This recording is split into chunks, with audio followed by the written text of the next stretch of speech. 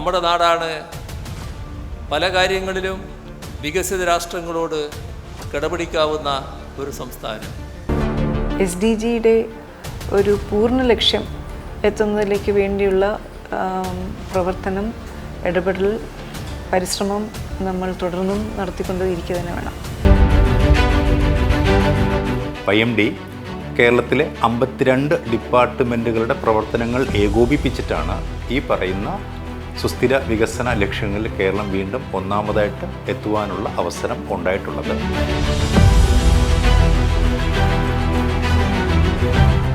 Sustainable development ഗോൾസിൻ്റെ അടിസ്ഥാനത്തിലാണ് ഇന്ന് ലോകരാജ്യങ്ങൾ മനുഷ്യൻ്റെ സർവ്വതോന്മുഖമായ വികസനത്തിൽ, അത് കേവലം സാമ്പത്തിക വികസനം മാത്രമല്ല, ഹ്യൂമൻ ഡെവലപ്മെൻറ്റിൽ എത്രമാത്രം മുന്നേറിയിരിക്കുന്നു എന്ന് മനസ്സിലാക്കും. കാണുക നാം മുന്നോട്ട്.